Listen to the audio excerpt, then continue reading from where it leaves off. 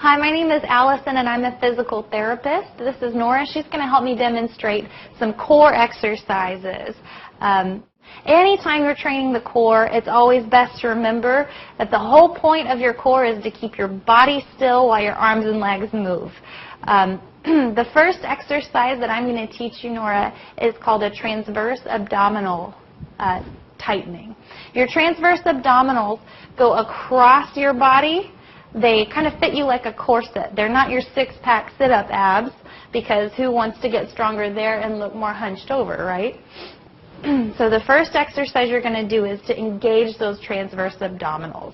What you're going to do, you're going to put your fingers right there, holding on, and generally if you cough or something, you can feel these muscles engage. You can cough or laugh and feel those muscles pop up into your hands. And you can engage them without coughing or laughing by drawing your belly button back towards your spine, just kind of internally tightening. And it shouldn't be too big. It should just be a little bit of support.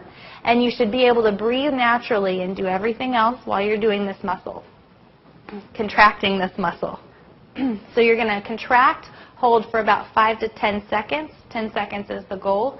And then you can move on to doing more difficult activities or doing this while you're sitting up or standing. But this is the most stable position for your spine. The next exercise is a continuation of this exercise.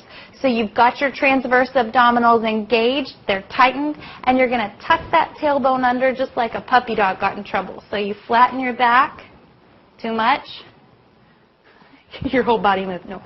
Just flatten your back. Perfect. Just like that. Curl under and lift up. Curl under. Hold for about 5 seconds.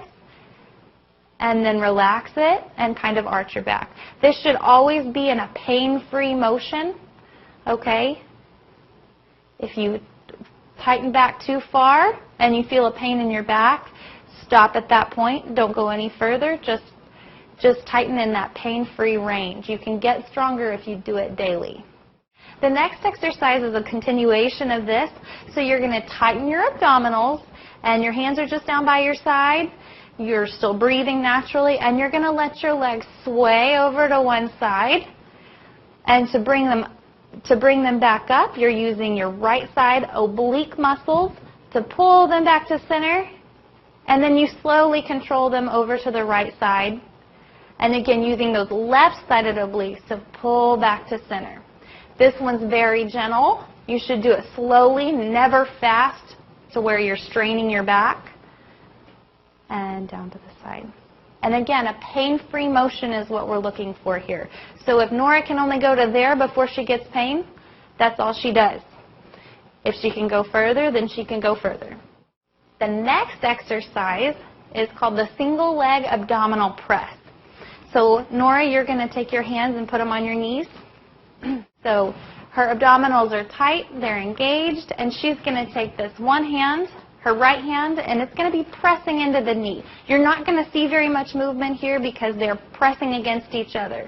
So her right leg and her right arm are pressing into each other for a count of 5, and then she's relaxing. And press again, and relax. Now, if she gets stronger, she can do both arms and both legs at the same time. And then if that gets to be too easy, she can crisscross her arms and do it that way. Now, if you're not very flexible or you're not strong enough to be able to lift your knees that high, something that you can do is put a pillow between your hands and your knees.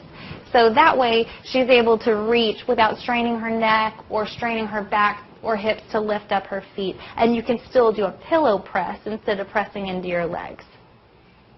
And remember, you're breathing normally through all of these, never holding your breath or never straining to get these completed.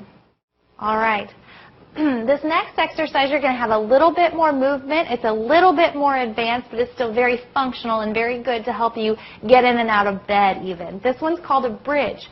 And so what you're going to do, you're going to tighten your abdominals again, just like you practiced earlier.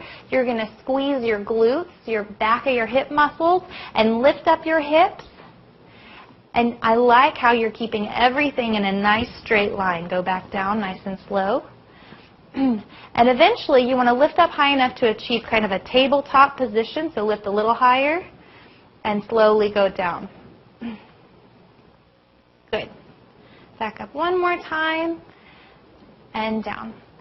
Now with repetitions on these, it's really important that you pay attention to your body. A lot of times people will focus on the number, you know, I need to do 20 bridges. But if you start lifting your hips with your back instead of using your core to do these, that's time to stop. And you can finish your repetitions later. You never push through to the point of bad form with these. Otherwise you will hurt or strain your back. Okay, the last one we're going to do is called a dead bug. What do dead bugs do when you squish them? They lay on their back and move their hands and knees. So what you're going to do is carefully lift up your legs to a 90-90 position, 90 degrees at the knee and 90 degrees at the hip. You're going to engage your abdominals before you do that, of course, and you're still breathing naturally. And the first part is the legs, so you're going to keep your knees in that 90-90 position and tap your foot down. If you get really good, you can alternate tapping your feet down. And then, since there's no wiggling or anything going on up here, she's holding her abdominals nice and tight. She's going to use her arms now, and you do the opposite arm and the opposite leg. So that arm goes back as this leg comes down. Just like that. And you keep your knee bent as you do it. Good. Keep the knee bent. Like that. Okay. Tap it down. Perfect. Just like that. If you're not sure if you're staying stable, you can always put a broomstick or a golf club right across here. And if it's wiggling too much or doing this action, you know you have not stabilized your spine. Good job. In conclusion, we wanted to follow up and make sure that you're going to be doing all of these exercises in the safest manner possible. If you have any questions or concerns, don't hesitate to call your doctor or get an evaluation by a skilled physical therapist who can find out where you're the weakest at individually and make these exercises more towards you. Thank you and be safe.